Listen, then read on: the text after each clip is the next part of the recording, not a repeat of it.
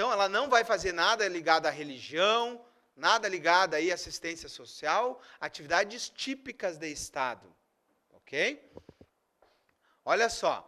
Então, ela desenvolve atividades típicas de Estado, ó, que requeram para o seu melhor funcionamento uma gestão administrativa e financeira descentralizada. Então, vai exercer uma atividade típica. Essa palavrinha aqui, ó, importantíssima. Atividade típica de Estado.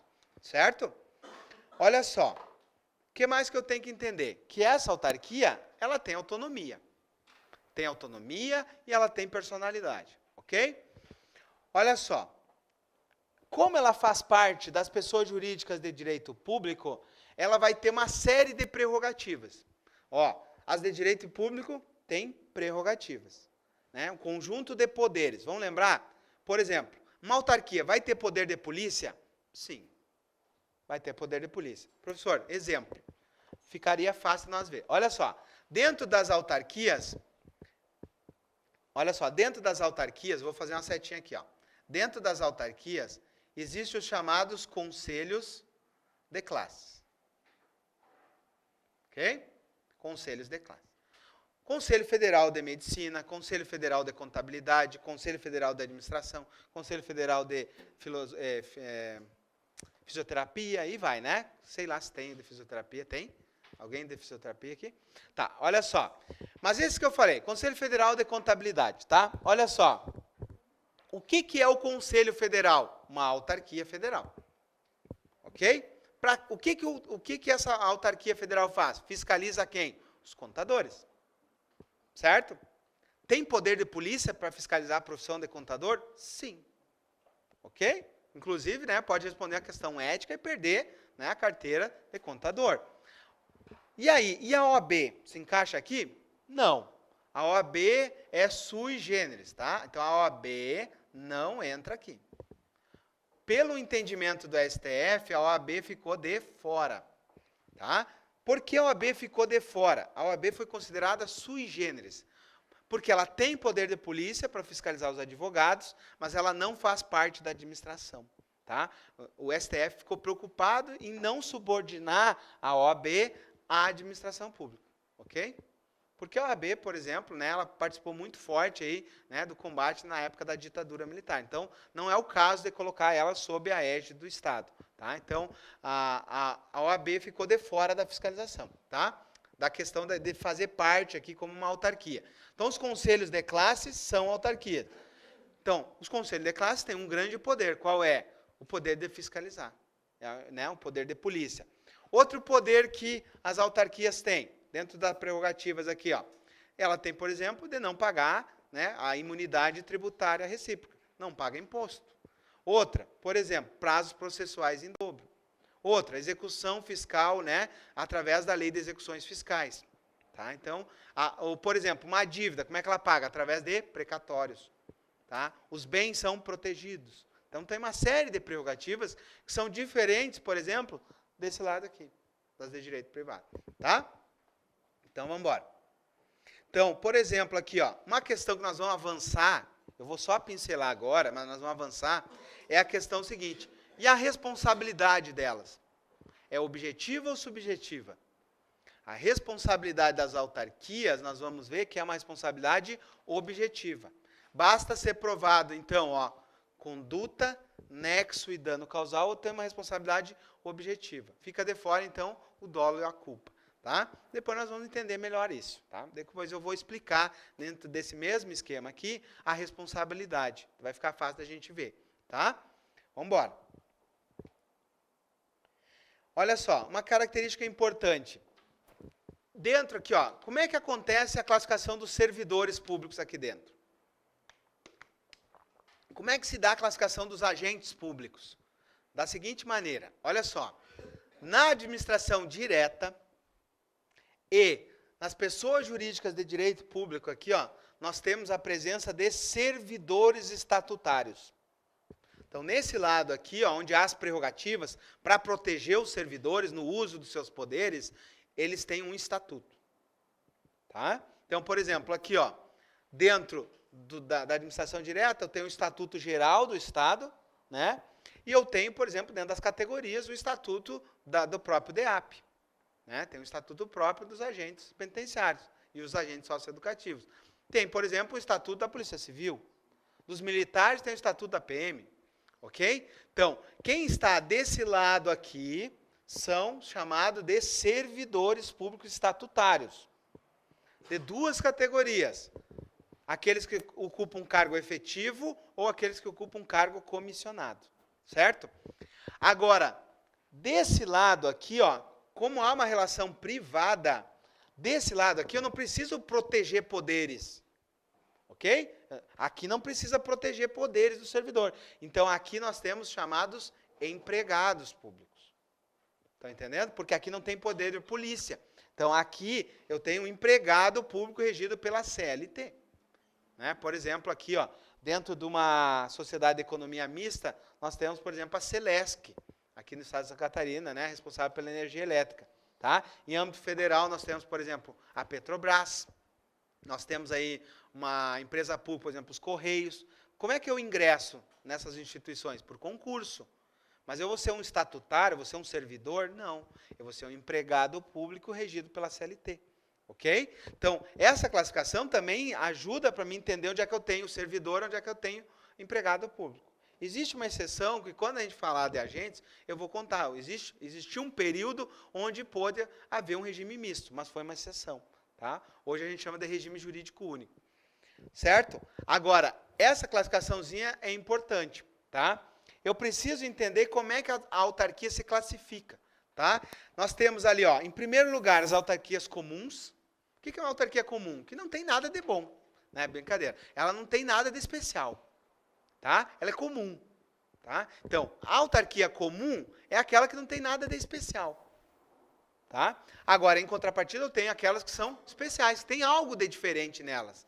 E é essa que nós temos que saber. Tá? Então, autarquias comuns, ó, por exemplo, nós temos o INSS, nós temos o IBAMA, nós temos o INCRA, nós temos as universidades federais. São exemplos aí. Nós temos, principalmente ali o INSS, né, um exemplo forte aí de autarquia. Tá? Olha só, mas nós vimos também que os conselhos de classe são autarquias. Por exemplo, Conselho Regional e Federal de Contabilidade, Conselho de Medicina, ok? Deixando de fora a Ordem. A Ordem dos Advogados ficou de fora, tá? A Ordem tem poder de polícia, mas ela é sui generis, tá? É uma exceção. Ok, mas essa aí, até agora que eu falei dessa classificação, isso não cai na prova. O que vai cair é agora. As próximas duas classificações. Eu tenho as chamadas agências reguladoras. Eu tenho as chamadas agências reguladoras e as chamadas agências executivas. E as chamadas agências executivas. Tá? Olha só. Essa classificaçãozinha é importante eu saber, tá? Então vamos lá. O que são agências reguladoras? São agências que vão regular setores do mercado.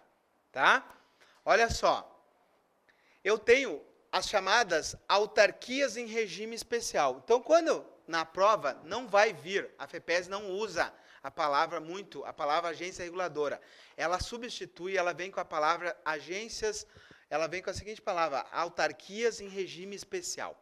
Tá? Então, ela vai substituir aqui, ó, agências reguladoras por autarquias em regime especial.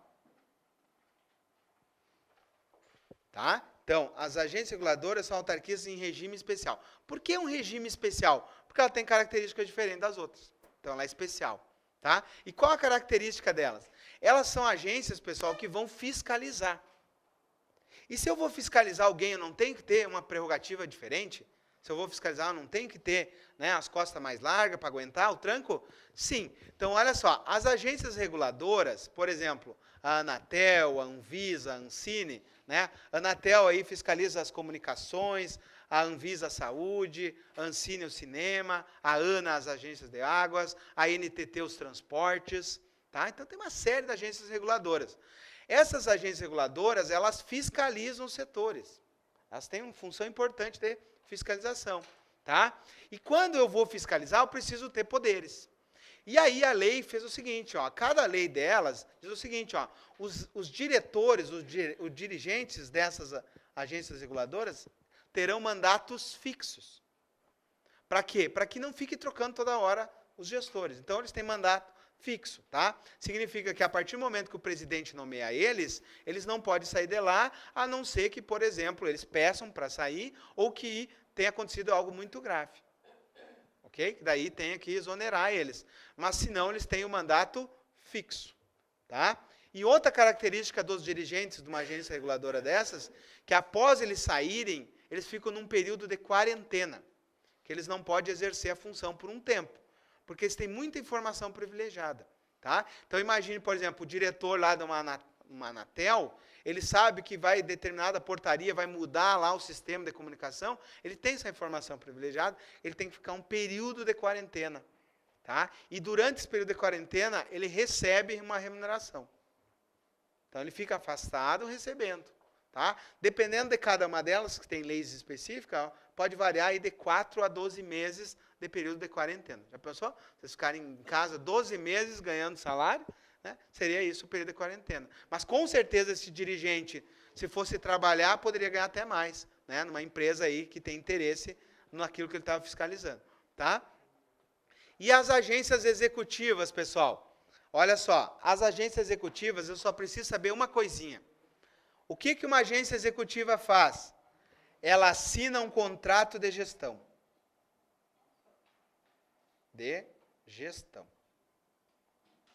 Certo? Então, ela vai firmar um contrato de gestão. Com quem? Com quem que essa agência executiva vai firmar um contrato de gestão? Com a administração direta. Ela firma um contrato de gestão com a administração direta. Mas para quê? Qual a finalidade? Esse contrato de gestão, ó, vocês têm que saber isso aqui, ó.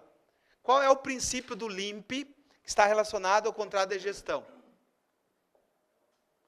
Legalidade, impessoalidade, moralidade, publicidade ou eficiência. O que está ligado a eu assinar um contrato de gestão?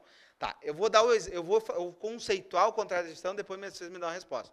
O contrato de gestão é um contrato onde o poder público estabelece uma série de metas de resultado e, em contrapartida, ele dá mais dinheiro e mais agentes. Ok? Agora, voltando à pergunta. Qual é o princípio do LIMP que está relacionado ao contrato de gestão? Eficiência. Viu que vocês mataram a charada? Eficiência.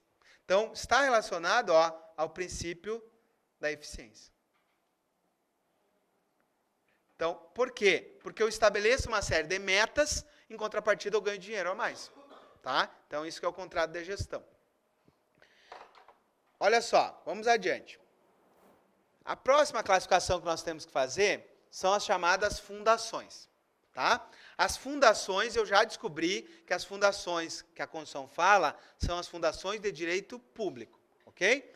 São as chamadas fundações públicas. E elas se classificam em fundações de direito público e fundações de direito privado. Certo? Olha só. Existe um decreto que é o chamado Decreto-Lei 200. Ele é lá da época da ditadura militar, ó, de 1967. Esse Decreto 200 que trouxe aqui as chamadas entidades da administração indireta. Nesse decreto aqui, ele só fala que uma fundação seria de direito privado. Só que daí, passando, né, a jurisprudência, a doutrina e os próprios entendimentos do STF, o STF chegou à seguinte situação. Olha só, existe as de direito privado, mas também existe as de direito público. Então, hoje o entendimento do STF que essas fundações se dividem em duas. E vocês vão ver que a FEPESE vai explorar isso de vocês. Se vocês sabem qual que é de direito público, qual que é de direito privado. Como é que é a charadinha? A charadinha é o seguinte. Qual que a lei cria, qual que a lei autoriza. Aqui é a charadinha. Privado autoriza, público cria. Ok? Tá aí a charadinha. Olha só. A fundação pública de direito público, ela é conhecida, isso ajuda para memorizar, ó. Ela é conhecida como fundação autárquica. Por que fundação autárquica? porque ela é quase uma autarquia. Só muda o nome. Mas tudo aquilo que a gente falou para autarquia se aplica a ela. Tem poder de polícia, tem imunidade tributária, tem prazos processuais em dobro, tem execução pela lei de execuções fiscais, certo? Ela tem, por exemplo, o pagamento das suas dívidas por precatórios. Então, tudo aquilo que se aplica a uma autarquia, se aplica a ela. Por isso que a gente chama de fundação autárquica. Ok? Vamos lá, então. E a outra? A outra, povo, essa aqui, ó, ela mata a charada daquilo que é direito privado. Ela tem aquilo que a gente chama, ó, um caráter híbrido. Olha só, vamos lá. No dia que a gente estudou princípios, eu falei o seguinte: os princípios somente se aplicam à administração direta ou os princípios também se aplicam à administração indireta? A quem que se aplicam os princípios da administração? LIMP. Aos dois. Então, o LIMP estava aqui em cima, lembram? LIMP está no topo. Se aplica a toda a administração pública. Ok, até aí, tranquilo. Agora, por que então que uma fundação pública de direito privado ela é híbrida? Por que ela é híbrida? Olha só, pela seguinte situação. As que estão desse lado aqui são de direito público, têm prerrogativas, ok? Quando eu venho para cá, eu perco as prerrogativas, por isso eu sou híbrido. Por que eu sou híbrido? Porque eu perco os poderes, mas eu continuo com os deveres. Eu continuo com os deveres. Eu preciso respeitar os princípios da administração pública. Pode acontecer uma imoralidade aqui, né? Só ver a Petrobras. Ok? Então, vejam bem. Olha só. Ela continua com os deveres. E dois deveres são importantes para nós. Um, principalmente. Tem que fazer concurso para trabalhar aqui? Tem que fazer concurso? Sim. Como é que é o nome do agente que trabalha aqui? Empregado público. Ok? Então, tem que fazer concurso? Tem. Não é uma sujeição isso? Respeitar os princípios? Sim. Motivar os atos? Sim. Sujeição. Respeitar o princípio da legalidade? Sim. Ok? Tem que fazer licitação pública? Sim. Agora, tem poder de polícia? Não. Tem prazos processuais em dobro? Não. Tem imunidade tributária? Não. Os pagamentos são precatórios? Não. Salvo uma exceção que eu vou contar a história depois. Mas a regra, não. Os bens não são protegidos. Ok? Então, vamos embora. Agora, a última aqui é importantíssima para o nosso conhecimento, que são as chamadas empresas públicas e sociedades de economia mista. Tá? Então, a lei autoriza a criação de uma empresa pública e de uma sociedade de economia mista. Ok? Olha só. Tanto a empresa pública quanto a sociedade de economia mista fazem parte da administração direta? Não, né? Da administração indireta. Certo? Olha só. Eu preciso entender primeiro o que elas são iguais, para depois distinguir elas. Fica mais fácil de entender. Então, vou falar agora características que se aplicam às duas. Tá bom? O que é de igual? O que tem de igual entre uma empresa pública e o que tem de igual com uma sociedade de economia mista? Então, vamos ver isso aqui. A primeira coisa que eu sei que elas têm de igual, que elas são criadas por descentralização. Fazem parte da administração indireta. Ok. Agora, são pessoas jurídicas de direito privado. Não tem prerrogativas. Isso é igual entre elas. Ok? O que mais que é igual entre elas? Elas se dividem em duas categorias. Ou elas podem ser prestadoras, ou elas podem ser exploradoras de atividade econômica. Olha só, vou repetir, porque isso aqui já foi objeto de uma questão de prova. As duas podem ser as duas espécies. Tá? Então, esse ponto aqui, ó, mostra isso. Uma empresa pública pode ser prestadora, uma empresa pública pode ser exploradora. Uma sociedade pode ser prestadora, uma sociedade pode ser exploradora. Entenderam? A charadinha é o seguinte, a empresa pública somente é prestadora. Errou. A sociedade de economia mista somente é exploradora. Errou também. Elas podem assumir as duas formas. Então, é um X. Certo?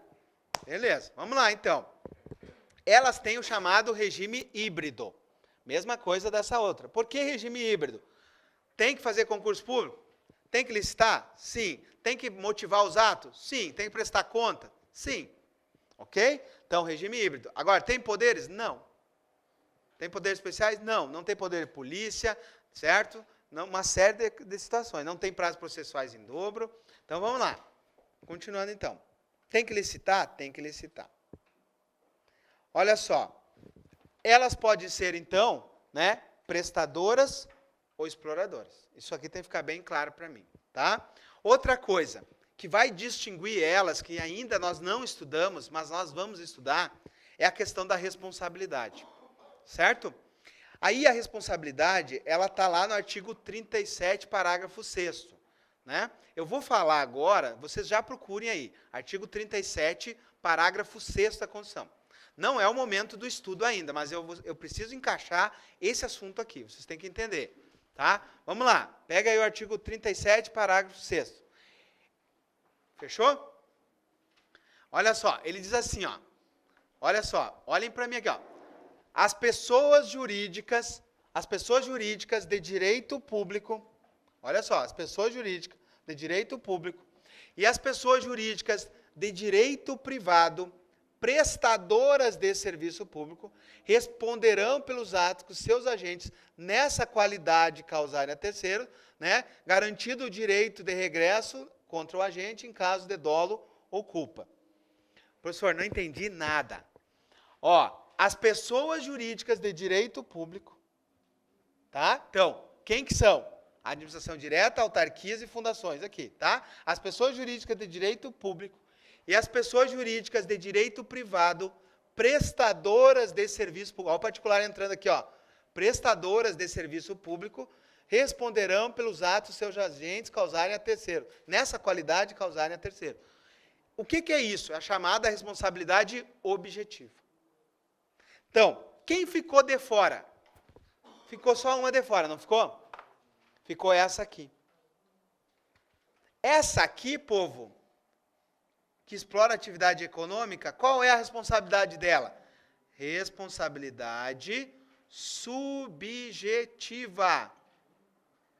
Que é igual de quem? Quem que tem responsabilidade subjetiva? O agente. O agente público responde de forma regressiva em caso de dolo ou culpa. É o final do artigo ali, ó. Cabendo uma ação regressiva contra o agente em caso de dolo ou culpa. Então, o agente público é subjetiva. A empresa pública que for exploradora ou a sociedade de economia mista for exploradora é subjetiva. Por que é subjetiva, professor? Por causa de dolo ou culpa. Quando a gente for estudar de novo isso, a gente vai saber o seguinte, só uma delas tem subjetivo. Ok? Só uma delas é subjetiva, o resto tudo é objetivo. Parágrafo 6º. Tá? Então vai ficar mais fácil entender. Tá? Então quem explora uma atividade econômica, ela não vai gozar de benefícios diferentes. Então, uma responsabilidade subjetiva, que é a mesma a responsabilidade do setor privado. Tá bom? Então vamos embora. Continuando então. Características ainda comuns. Preciso fazer concurso público aqui? Sim. Preciso fazer licitação pública? Sim. Preciso motivar meus atos? Sim. Respeito o princípio da legalidade, impessoalidade, moralidade, publicidade, eficiência? Sim. Respeito limpo. Ok? Olha só. O que mais seria de importante aqui? Nós vamos estudar ainda os agentes públicos e eu vou dizer uma coisa que se chama, né, que não pode haver a chamada acumulação de cargos públicos. Ok? Então, a vedação de acumular um cargo público, ela se estende à administração indireta. Então, por exemplo, eu não posso ter um cargo técnico na administração direta, né, fazer um concurso aqui para agente penitenciário, né, aí eu tenho uma jornada de 12 por 36, né, ou 24 por 36, é isso? 24 por 72, né? E aí o que acontece? Eu pego nesse intervalo, eu vou fazer um concurso aqui para outro, né, vamos pensar aqui para Banco do Brasil, e aí eu vou ter outro emprego aqui. Não, não pode, porque 2 cargos técnicos não podem ser acumulados. Então, ó, a vedação de acumulação de cargos públicos é vedado, ok? Então, isso vai se estender a administração indireta. Então, nós vamos estudar ainda isso, tá? Depois eu vou dizer, ó, não pode acumular lá na administração indireta, lembram? É isso que eu vou falar, tá bom? Então, vamos embora. Agora é o seguinte, agora o que eu sei? Que tanto uma empresa pública quanto uma sociedade de economia mista é uma entidade da administração indireta, né? E é de direito privado. Ok, agora o que eu preciso saber? Qual a diferença entre as duas? E a diferença que realmente importa para a minha prova, né? Qual a primeira diferença importantíssima? A empresa pública, o capital é 100% público.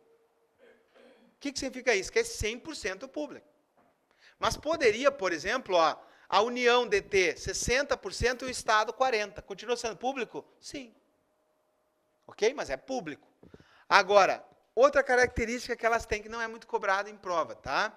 É a questão seguinte, elas podem adotar qualquer modalidade empresarial, qualquer tipo empresarial.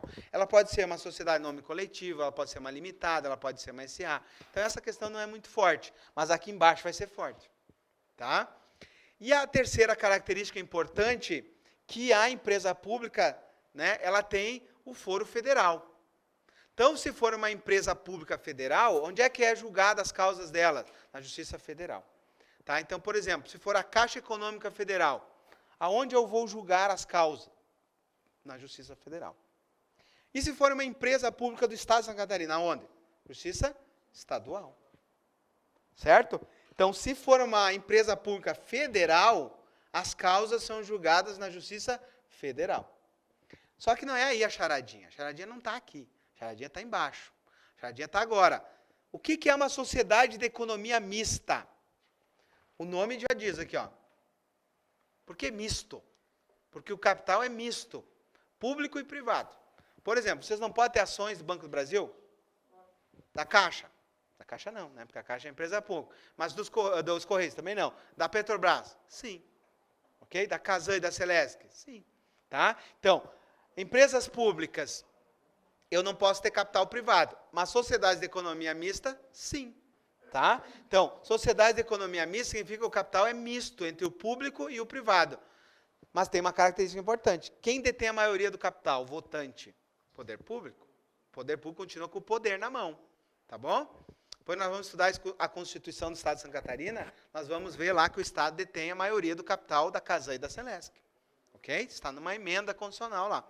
Olha só. Agora, a pergunta que cai em prova é o seguinte. A sociedade de economia mista, qual é o tipo societário que ela tem que ser? Uma SA. Ela tem que ser uma sociedade anônima. Tá? E a pergunta realmente forte para a minha prova, é essa pergunta aqui, ó. Se eu tiver uma sociedade de economia mista federal, qual é a justiça competente? Tem que saber para a prova, pessoal. Qual é a justiça competente? Estadual. Então, vejam bem, ó. A justiça competente é a justiça estadual. Ok? Nós temos a previsão ali, ó, naquela súmula, tá? A súmula 556 do STF, e também a ausência da previsão no artigo 109, inciso 1 da Constituição Federal, que trata das competências dos juízes federais. Tá? Então, o que os juízes federais têm de competência? A administração direta federal, as autarquias federais, tá? As fundações públicas federais e as empresas públicas federais. Ficou de fora dos juízes federais as sociedades de economia mista. Então, aqui é competência da Justiça Estadual. Professor, não entendi. Vamos fazer um exemplo ficar mais fácil? Vocês têm aqui, por exemplo, a Caixa Econômica Federal e aqui embaixo vocês têm o Banco do Brasil. Então, imagine o seguinte, ó, na Caixa Econômica Federal, vocês têm um recurso lá e alguém clona o cheque de vocês e dá um prejuízo na conta. Contra quem é ajuizado? Em qual justiça é ajuizado essa ação? Na Justiça Federal. Agora, vocês têm dinheiro no Banco do Brasil e alguém clona o cheque de vocês e dá um cheque sem fundo. Ok? Ou limpa a conta de vocês lá, né? Arrebenta com a conta de vocês. Aonde o advogado vai ajuizar a ação? Na Justiça Estadual. Por exemplo, estou discutindo um financiamento de um imóvel com a Caixa. Justiça Federal. Estou discutindo o financiamento de um imóvel com o Banco do Brasil. Justiça Estadual. Ok? Então, é a questão do foro aqui importante para a prova, tá? Vamos lá. Tá? E agora, para finalizar, qual a diferença entre prestadora e exploradora? Olha só. O que uma prestadora de serviço faz? O nome já diz, né? O que ela faz? Presta serviço. Tá? Exemplo de uma prestadora de serviço. Tá? Por exemplo, aqui os Correios. O Correio, ó, é uma empresa pública. Então, os Correios é uma empresa pública prestadora. Ok? O que o Correio faz? Presta um serviço. Importantíssimo, né? Olha só. A doutrina sempre fez questão de separar um pouco em relação às prestadoras aqui, tá? Não é unânime isso na doutrina, até que nós tivemos algumas decisões do STF. O STF, né, numa discussão em relação a uma penhora dos bens do Correio, então havia uma execução contra os Correios, e um bem dos Correios iria à penhora. Aí o STF entendeu o seguinte, não, os bens do Correio, eles têm que ser protegidos, porque ele está prestando um serviço. Então, para os Correios, o STF estendeu o chamado regime de fazenda. Tá? Então, nas prestadoras, elas têm aqui ó, o chamado regime de fazenda. O que significa isso? É como se ela fosse desse lado aqui. Os bens são protegidos, a execução aqui através de um precatório. Tá? Ela vai ter os bens mais protegidos aqui, porque ela está prestando um serviço. Prestar serviço é importante. Ok? Agora, explorar a atividade não vai ter nada de proteção. Vai ser igual a uma empresa. Uma empresa que deve, como é que se paga os bens? Se paga a dívida? Por penhora de bens. Se não tem dinheiro, os bens vão à penhora. Ok? Então, a mesma coisa acontece com uma exploradora. Tá? Então, exemplos que eu tenho aqui, ó, de exploradoras de atividade. Eu tenho, por exemplo, a Caixa Econômica, eu tenho o Banco do Brasil, são exploradores de atividade econômica. Eu tenho aqui, por exemplo, a Petrobras, né, outra exploradora de atividade econômica. Qual a característica lá que vocês têm que lembrar? A exploração da atividade econômica está relacionada a qual artigo da Constituição? O artigo 173. O artigo 173 da Constituição Federal, né, ele fala que quando a administração pública explorar uma atividade econômica, ele não goza de nenhum benefício fiscal. E somente pode explorar a atividade econômica em duas situações: segurança nacional ou relevante interesse coletivo. Eu tenho que saber isso. Então, é uma exceção. É uma regra fazer explorar a atividade econômica? Não. O artigo 170 da Constituição diz que cabe à livre iniciativa a explorar atividades econômicas. Então, cabe às empresas. O Estado participa de forma direta como uma exceção. Tá? Ou o Estado fiscaliza através de uma atuação indireta, por exemplo, tem o Banco Central fiscalizando, tem a Comissão de Valores Mobiliários fiscalizando, ou ele atua de forma direta, isso é uma exceção. Essa atuação direta, ó, somente segurança nacional ou relevante interesse coletivo. Por exemplo, Banco do Brasil, Caixa Econômica, relevante interesse. Né? Nós temos, por exemplo, o Banco do Brasil desde 1808 no Brasil. Quando a família real veio para cá, a primeira instituição que eles criaram foi o Banco do Brasil.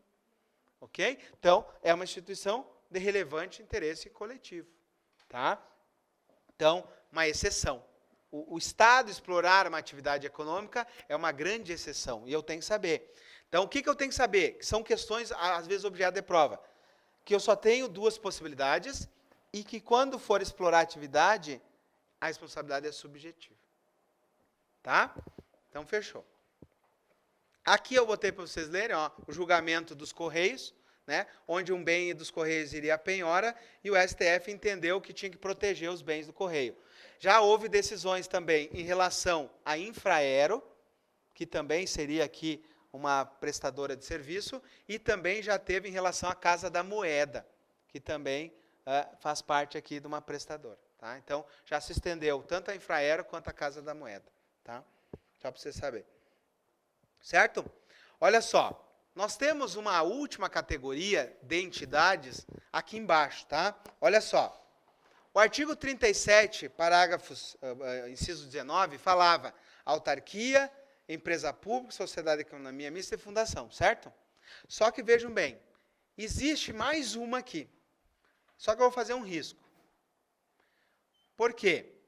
Porque essa entidade, ela é totalmente diferente, tá? Existe uma última entidade e que a FEPES não cobra muito. Aliás, na verdade, nem cobra, tá? Outras bancas adoram isso, mas a FEPES não explora. A FEPES é uma banca mais tradicional, tá? Então, ela não entra aqui em consórcios públicos, mas eu vou explicar para vocês. Aqui, nós temos uma outra categoria, que se chama consórcio público de direito público, e aqui desse lado, ó, consórcio público de direito privado. Olha só, é a mesma coisa da fundação, os dois são públicos. Então não é aquele consórcio para comprar uma casa, para comprar uma moto. O que é um consórcio? É bem simples, tá? Aquilo que é importante. O consórcio é um contrato, então não é mais por lei. Por isso que ele está diferente aqui, ó. Aqui era por lei, ó. Aqui não, aqui é um contrato. E quem faz parte desse contrato? Só entes federativos, ó. Então a União, os estados, o Distrito Federal e os municípios. Então, por exemplo, aqui no Oeste, Santa Catarina, nós temos os consórcios dos municípios para fazer asfalto. Vários municípios se reúnem, fazem um contrato e entre eles trocam servidores, equipamentos, né, ou até terrenos ali para fazer asfalto. E eles, né, vão distribuindo entre eles esse asfalto. Isso é um consórcio. Ok?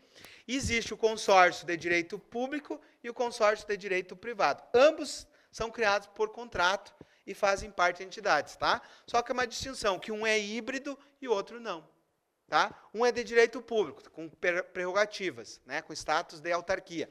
Outro é de direito privado, tá? Então, por exemplo, aqui eu teria servidores, aqui eu teria empregados, tá? Aqui eu não teria poderes, aqui eu teria poderes, tá? Então, existe uma lei que trata só dos consórcios, tá? A lei é a Lei 11.107 de 2005. Olha o que ela diz. Consórcio público é um contrato cujas partes só podem ser entes. Então, eu posso, por exemplo, ter uma autarquia assinando um consórcio? Não, só entes. Ok? E olha só o que ele diz ali, ó. Elas podem ser de direito público ou de direito privado. Quando for de direito público, ó, constitui-se uma associação pública e passa a fazer parte da administração indireta, de todos os entes, tá? Quando ela está aqui, a gente chama isso de uma associação. Associação pública. Ela tem o mesmo status autárquico. É uma espécie de autarquia. Ok? É como se fosse uma autarquia esse consórcio aqui. Então, esse consórcio municipal aqui do Oeste, Santa Catarina, para fazer asfalto, é como se fosse uma autarquia. Vários municípios se reuniram, assinaram um contrato e aquilo ali virou uma pessoa jurídica. Certo? Aquele consórcio virou uma pessoa jurídica. Né? Tem aqui outro consórcio para responsável do meio ambiente também, né? O SEDEMA, é outro consórcio municipal para cuidar do meio ambiente. Tá? E também pode ser de direito privado. Olha só, aqui ó, fica muito claro para nós a sujeição. Olha o que diz a lei. Quando for de direito privado, observará as normas de direito público quanto à licitação e a celebração de contratos, prestação de contas e a admissão de pessoal. Lembra minhas sujeições? Vamos lembrar as sujeições. Quais são as sujeições? Fazer licitação, fazer concurso público, prestar contas e aqui a admissão por concurso através de CLT, né, empregados públicos. Então, a própria lei já deu uma explicação em relação ao que seria aquele regime híbrido. Tá? Não falou nenhum poder aqui, perceberam? Não tem poder, só tem, né, deveres, só tem sujeições.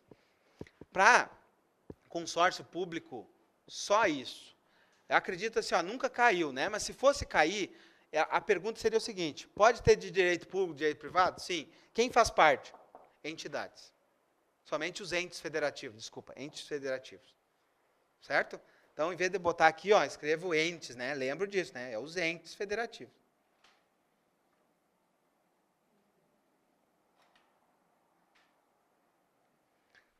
Certo, povo? Então, ficamos... Olha só. Depois do intervalo, nós vamos falar, então, do chamado terceiro setor. E aí vamos fazer muitas questões desse assunto que nós vimos até agora. Tá bom? Fechamos, então?